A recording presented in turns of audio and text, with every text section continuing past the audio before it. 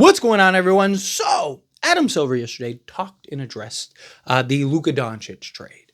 And obviously he said, hey, Dallas isn't going anywhere. They're not leaving Dallas. The Mavericks aren't leaving Dallas. There's no intention for that move. He also talked about how there was nothing nefarious. There was no shisty, shady business going on behind the scenes.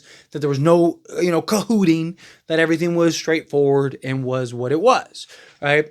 But he also said something very interesting, which was, the ratings that Luka going to Lakers have contributed to the recent ratings of the Lakers. And I think that this is such a huge point and factor, right? Because there's been a very big spotlight on the NBA this last year. Really kind of, I felt really started hyping up last year. And then really there was that it was like a big talking point like a month or two ago about the NBA ratings, right? And what's contributing to it. And everyone chimed in. Everyone had their opinions and stuff like that on it. But I think it boils down to the NBA did the one thing or is trying to negate the one thing that makes them so successful. Super teams. Stars being in the big markets. I know it sucks that, these small teams like miss out and they're trying to make it fair and all that stuff. It's a business. And guess what? The business side of things is fair. Everyone's making money. Everyone's putting money in their pockets.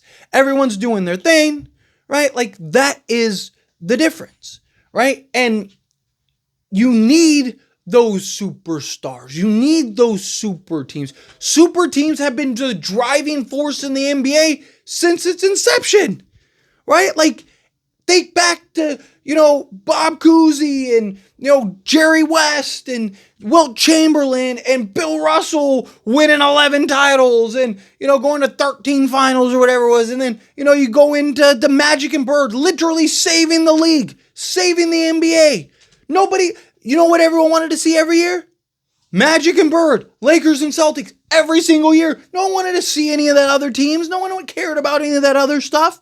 Bad boy Pistons, right? Like, then you go into Jordan's Bulls, right? Guess what everyone wanted to see every year? Everyone wanted to be like Mike. Everyone wanted to see the Chicago Bulls win every year. Everybody wanted the star, the superstar, the face, the best team, the dynasty to be the dynasty.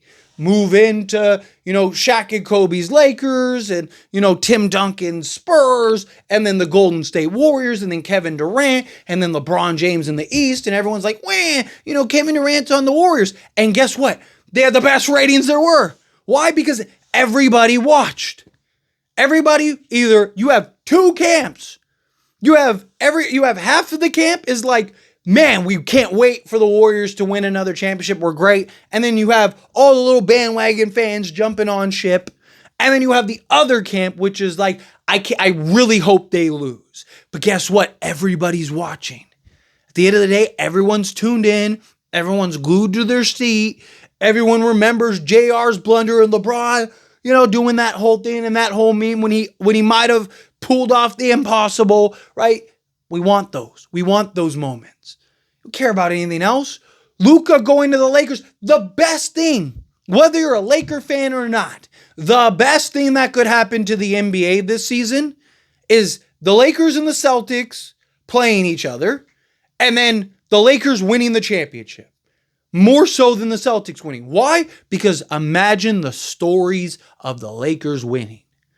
If Boston wins the championship, same thing's going to happen that happened last year. Right? Everyone's going to be like, oh, that's great. They two-peated. It's going to be a conversation for a week, and then nobody's going to care anymore.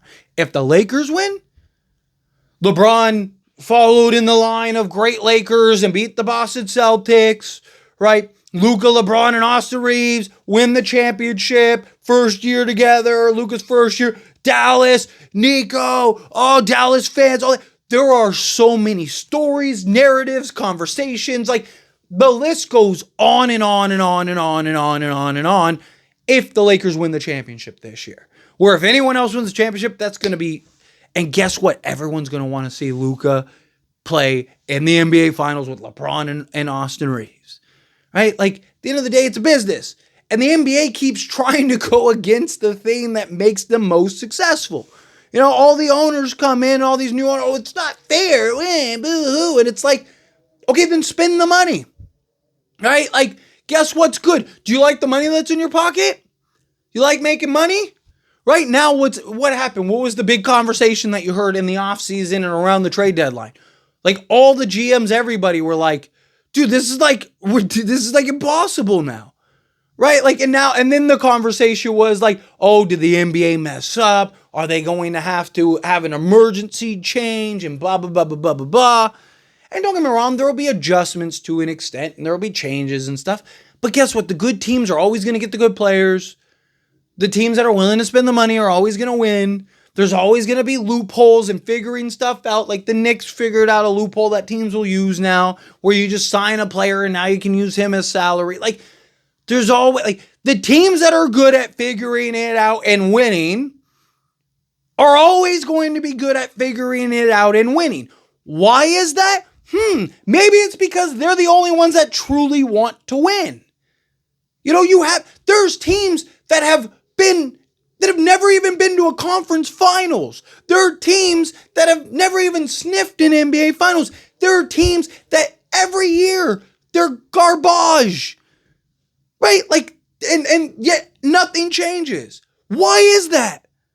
Why is the same 5 teams the worst teams in the league every year for the last 40 years, 75 years for some of these teams? Like, right? Like, why is that?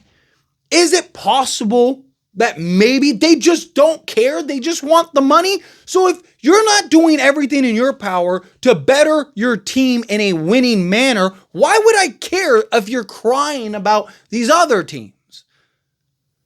If you're not actively trying to improve and trying to be better, guess what? Some of these markets, players are never going to want to play it. No matter what, no matter how you shake the rules up, no matter how you do anything.